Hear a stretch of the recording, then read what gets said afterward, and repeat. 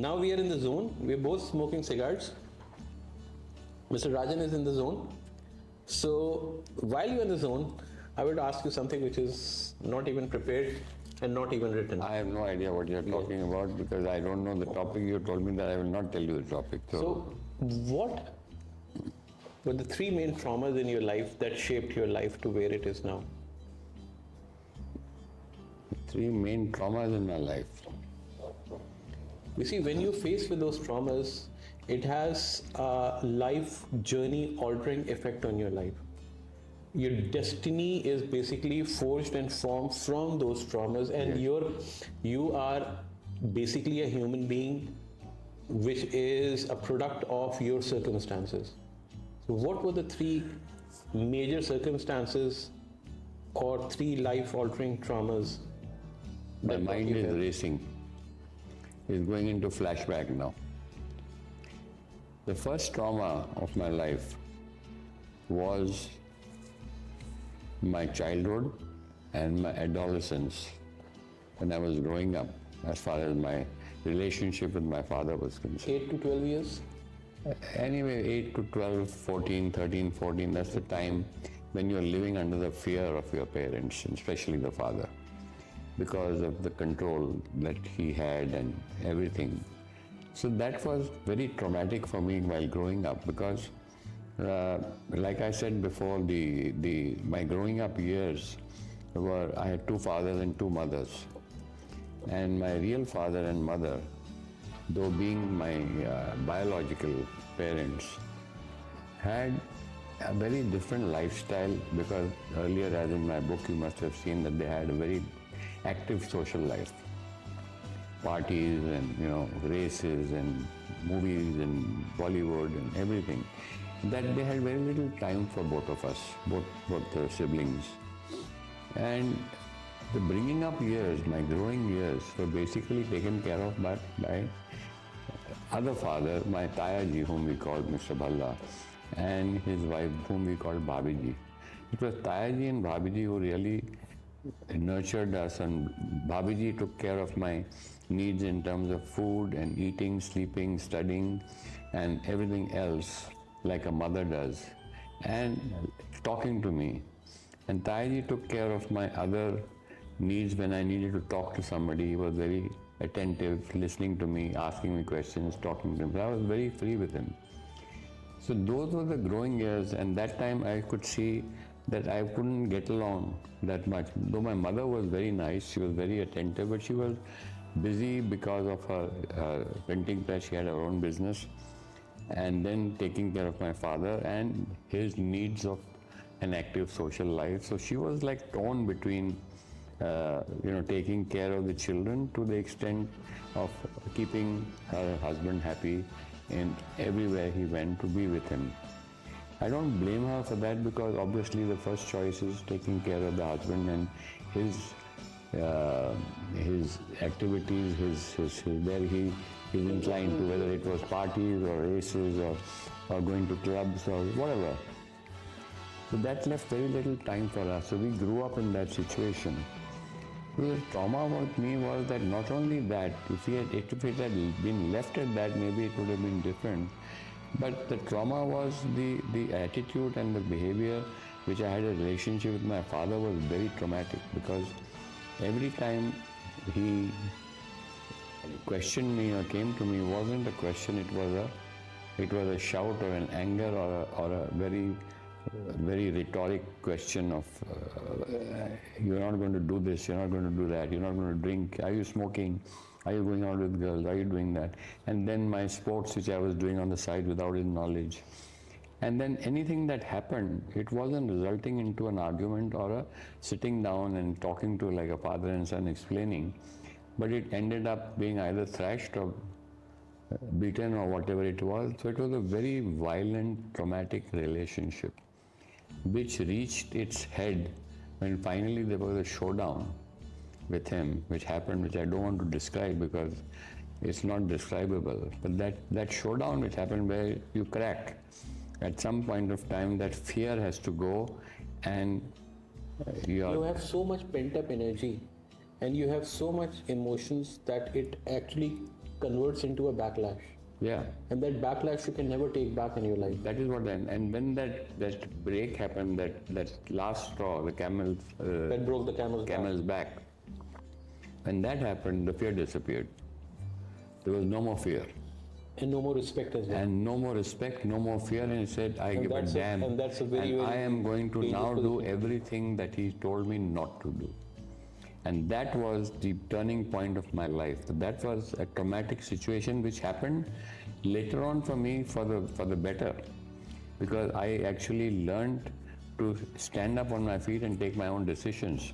Earlier decisions were being taken for me, for my business, my job, my activities, my social, my sports, my other friendships or whatever I did.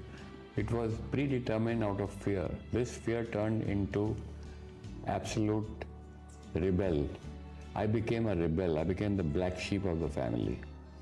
And when you became a black sheep of the family, then survival is your only way to go, because nobody is on your side. But whatever you have told me, I think, sir, even if you had to do this again, and he would do the exact same thing, I think I would do it again. you would again retaliate in the I same would manner. again do it same thing. And I see the tenacity in your personality. That tenacity was forged during that time. Yes. That whenever somebody tells you, because if you see your life journey and whenever somebody has told you, you can't do this, you have made it a point that I am going to do it. It happened with my marriage, like I did. You can't do this. You cannot get married. I said, no, I'm going to get married. Somebody told you cannot can't smoke, come to, you cannot drink, you can't you go cannot- to Dubai, you can't start a business again at the age of 50. 53, yeah. You said I'd do it. You know, I mean, this has been my major motivating factor of being a rebel, of saying that no, you can't do this. No, I will do it. But that was the traumatic time. You asked about trauma, the first trauma. The second trauma which I had was when I left my job, a very secure job with Bayer, and I left the job without my parents' knowledge, and took the plunge into getting into business with the gentleman who had come from London, whom I've talked about in my book, Mr. Sabharwal. And I plunged into it not knowing what I'm getting into, but it was a business opportunity for me. And I plunged into it and I did that. And I did it with great sincerity because I idolized the man. I idolized the way he dressed, the way he walked, the way he smoked a pipe. I even started smoking a pipe like him. I became his shadow or duplicate to be like him, because I said when I grow up I want to be like him. I mean, his whole persona was so good that I actually tried to be like him. But then, after a few years, when I was left in the lurch and he threw me out mercilessly, and when out of one fine day you read in the paper that Mr. Lal is no more MD of this company and you're not dealing with him at your own risk and cost, the whole ground collapsed under my feet. And that was the second traumatic feeling of my life. So, I'm not saying that the reason why that happened The was reasons not, can be- not exactly his fault, it was also my fault. but do you think Here I'd like to whatever be you very did, candid and say that the reason, again, like I said, my first job of SIBA, which I was thrown out of or was asked to leave, was my fault. Because I took it lightly, like it's my own family, Baap ka Raj, and I started behaving in a very careless manner, going at any time, going out for parties with the advertising agency, girls partying, this and that, until my boss called me and said that should I fire you or are you going to resign? That was my fault, because I should have behaved with the discipline of the company.